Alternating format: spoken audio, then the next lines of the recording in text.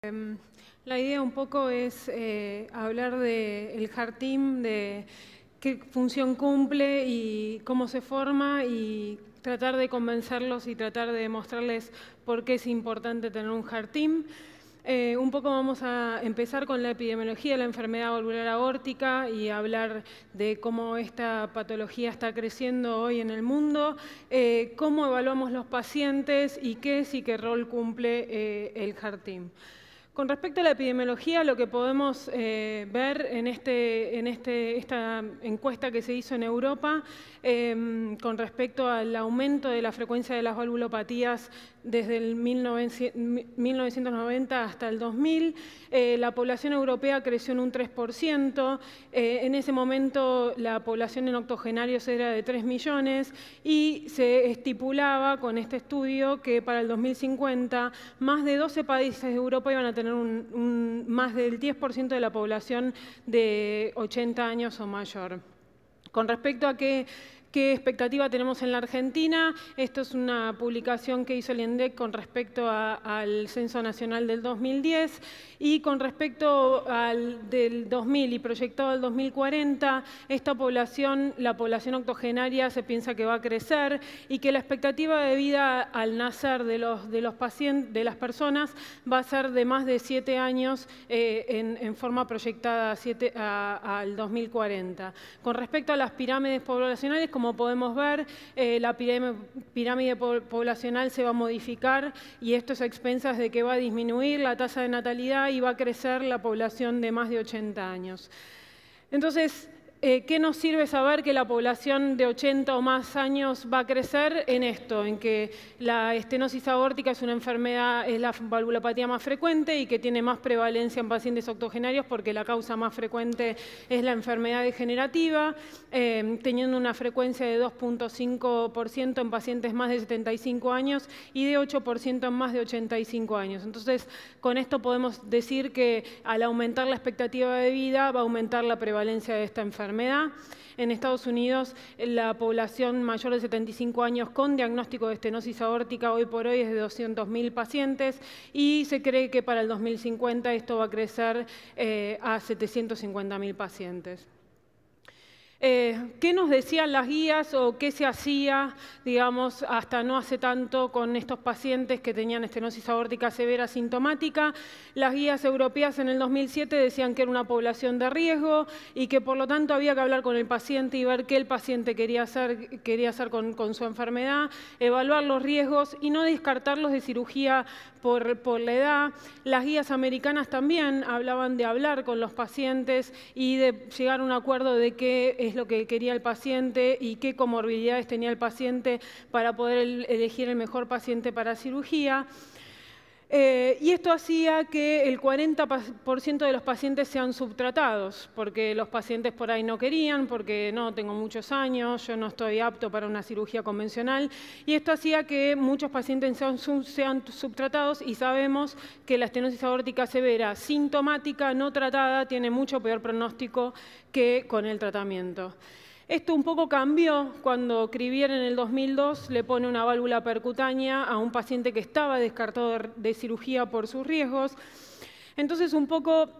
vamos a ver cómo esto fue cambiando, y vamos a empezar primero cómo definimos a la estenosis aórtica. Creo que si yo les muestro esta diapositiva donde les digo que el paciente tenía un área valvular de menos de 0.8 centímetros cuadrados y que el gradiente medio era mayor de 40 milímetros de mercurio, todos coincidimos que tiene un diagnóstico de estenosis aórtica severa. Ahora, en pacientes añosos es más difícil la definición, muchas veces porque la estenosis aórtica severa no se presenta con estas características que son un gradiente medio y un área concordante con una estenosis aórtica severa, por la entidad que es estenosis aórtica severa con bajos gradientes, que muchas veces tiene que ver con bajo stroke volume, y esto tiene que ver con que los ventrículos de las personas añosas son más hipertróficos, tienen menos volumen latido, y esto hace que el gradiente que nosotros medimos en el eco sea menor, y también se puede ver a fibrilación auricular crónica, enfermedad coronaria y deterioro de la función ventricular.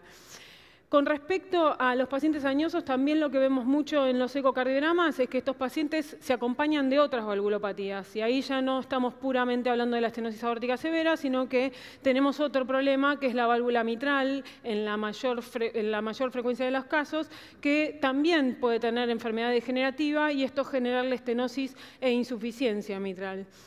Por otro lado, también la dificultad que tenemos es ver si realmente están sintomáticos o no. Digamos, estos pacientes muchas veces están limitados en su clase funcional, muchas veces porque tienen enfermedad osteoarticular, entonces se empiezan a limitar y a uno le resulta difícil definir qué paciente tiene síntomas. Y por otro lado, lo otro que hace más dificultoso el diagnóstico es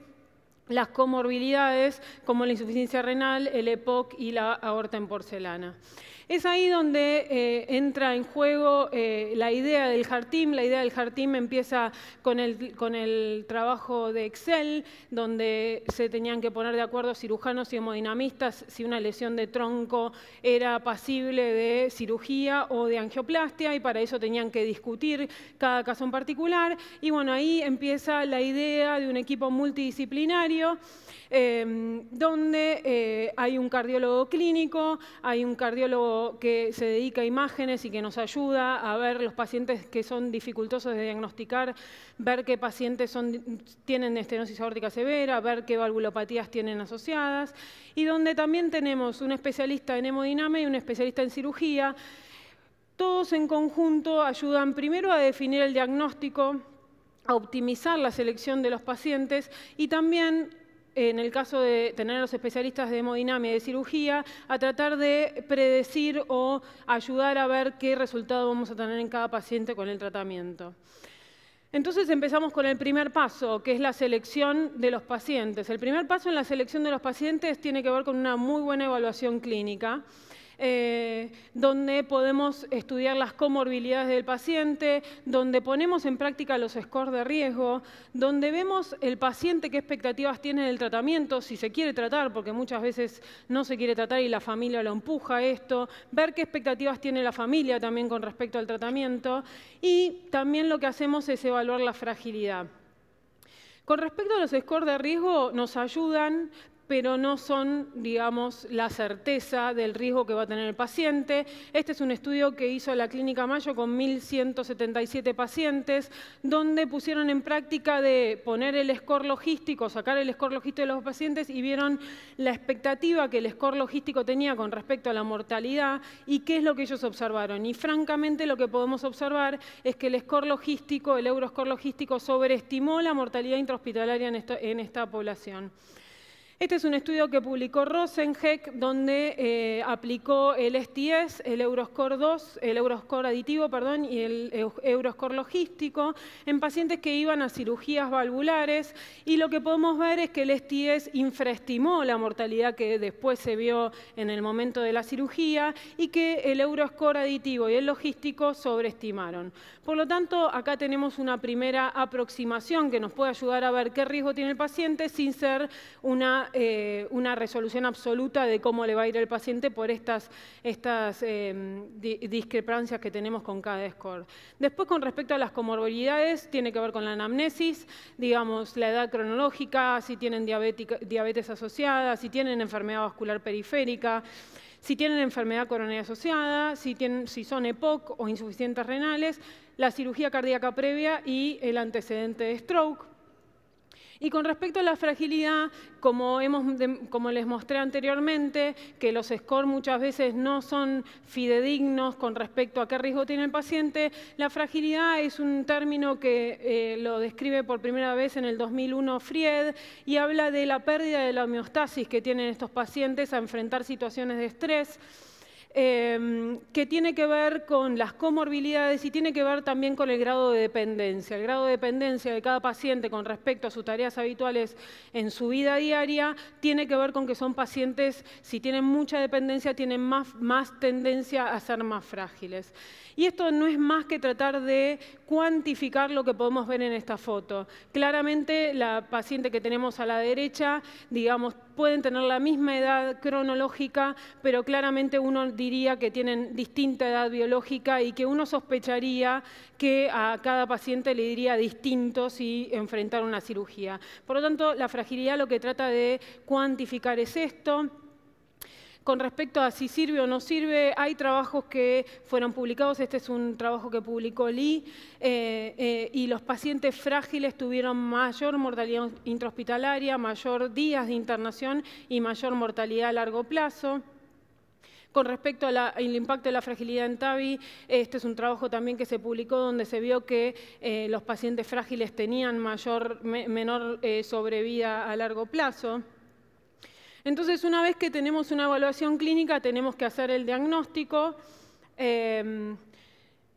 Habitualmente lo que hacemos es un ecocardiograma común y lo que podemos ver a la derecha es un eje corto de una válvula aórtica donde vemos gran calcificación y restricción de su apertura y donde podemos evaluar mediante esta vista de 4 cámaras la funcionalidad del ventrículo izquierdo y si hay otras valvulopatías asociadas. Entonces, tenemos una primera aproximación a esta paciente, digamos, tenemos una evaluación clínica ya hecha, tenemos los scores ya medidos, tenemos una fragilidad que no termina de ser importante, consideramos que un paciente es frágil a partir de 3 puntos de fragilidad y consideramos que es una paciente de alto riesgo. Entonces decimos, bueno, paciente de alto riesgo, podríamos pensar en un tratamiento percutáneo. Ahora, ¿qué válvula? Digamos, hoy por hoy en la Argentina no hay tantos tipos valvulares, pero sí hay en el mundo. Entonces, hay que elegir el tipo valvular para cada paciente. También tenemos que elegir qué acceso vamos a utilizar, si es transsubclavio, transaórtico, transfemoral, que es el más frecuente, o transapical. Y muchas veces podemos estar de acuerdo con que el tratamiento percutáneo es óptimo para esta paciente, que el transfemoral, que sería la primera aproximación, estaría óptimo para esta paciente, pero nos encontramos con esto. En la tomografía multislice, una aorta totalmente calcificada, con accesos que se dificulta el acceso por transfemoral, o un anillo aórtico que es muy pequeño o muy grande y que sabemos que las válvulas van a quedar en condición de inferioridad o que van a quedar con insuficiencia periprotésica o con lesiones coronarias no revascularizables por angioplastia. Entonces ahí tenemos a los pacientes que nos están preguntando, bueno, doctor, ¿qué hago yo? Yo la verdad que no quería operarme, ¿qué es lo mejor? Entonces, por eso, hoy por hoy, las guías hablan de que en cualquier proyecto de tratamiento percutáneo de la válvula aórtica tiene que haber un heart team y tiene que ver con todas estas dificultades que se van presentando una vez que uno le ofrece un tratamiento a un paciente. Antes de ofrecer un tratamiento tiene que tener todas las variables abarcadas y bueno, esto a veces en un consultorio con un solo médico es dificultoso y por eso es que las guías nos lanzan a tener un proyecto de heart team en todos los lugares donde haya tratamiento percutáneo valvular aórtico y que obviamente siempre tiene que haber un equipo quirúrgico presente. En el sentido de cómo se realizar un heart team, es nada más poner un día y un horario,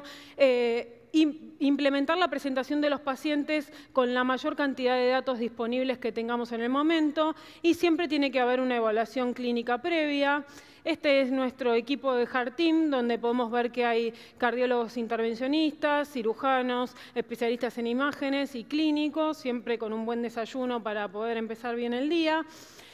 Y nosotros creemos que una vez implementado este proyecto en el instituto, creemos que esto nos ayudó a tener mejor calidad porque primero nos ajustó a lo que piden las guías hoy por hoy y aparte porque nos ayudó a mejorar los resultados y poder, con el expertise de cirujanos y hemodinamistas, en algunos casos predecir los resultados. Con respecto a nuestra experiencia, llevamos 133 pacientes presentados en el heart team, la edad promedio fue de 78 años, el 53% de los pacientes eran de sexo masculino, todos fueron derivados con diagnóstico de estenosis aórtica severa al instituto. Como podemos ver, la gran mayoría, el 92%, eran pacientes sintomáticos, el síntoma más frecuente fue la disnea en el 92%, el síncope en menor frecuencia y la angina en un 1%. Las comorbilidades más frecuentes, lo más frecuente es la enfermedad coronaria asociada, el EPOC y la limitación motriz en menor medida. Con respecto al eco, fueron pacientes que en la generalidad tuvieron una fracción de eyección normal, con un gradiente medio de 40 milímetros de mercurio o más. Tuvimos valvulopatías asociadas, la más frecuente fue la insuficiencia aórtica en un 29%, la insuficiencia mitral en un 19% y la estenosis mitral en un 8%, todas valvulopatías significativas. Con respecto a los scores, fueron pacientes de alto riesgo, como podemos ver, el STS era del 14%, Euroscore logístico de 22% y Euroscore 2 de 7%. Y con respecto a qué se decidió, como podemos ver, mucho de este proyecto empezó con mucho temor de la parte de cirugía, que esto iba a disminuir el número de pacientes quirúrgicos, y como podemos ver, los pacientes fueron en casi, creo que hay una diferencia de 3 pacientes, 32 contra 35, digamos, casi fueron iguales la cantidad de pacientes que fueron a un tratamiento y a otro. Por lo tanto, si puedo concluir en algo, sí me parece que el Heart Team es necesario, que nunca la discusión clínica es suficiente porque cada paciente es, digamos, distinto y cada tratamiento a aplicar en cada paciente también es distinto. Que la estenosis aórtica es una valvulopatía frecuente y que va a aumentar en frecuencia porque va a aumentar la expectativa de vida. Que la medicina en octogenarios es complicada y esto tiene que ver con que hay muchas cosas a tener en cuenta y que no hay guías escritas para cada uno de los pacientes y por lo tanto creo que es importante tener un Heart Team. Creo que no es una opción porque hoy las guías ya nos dicen que si no hay Heart Team no se puede tener un proyecto de tratamiento percutáneo.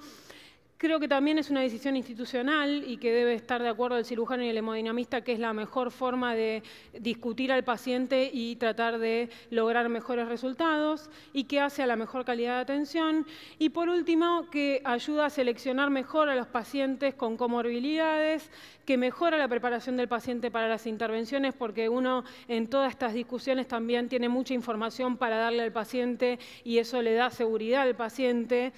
Dar respaldo institucional a las decisiones médicas, tiene una función educativa también porque hoy por hoy los cirujanos saben mucho de imágenes, la gente de hemodinamia también, como que todos empezamos a interaccionar y a aprender cada uno de cada especialidad y que, como pude mostrar al final, brinda datos institucionales con respecto a la población que manejamos. Muchas gracias.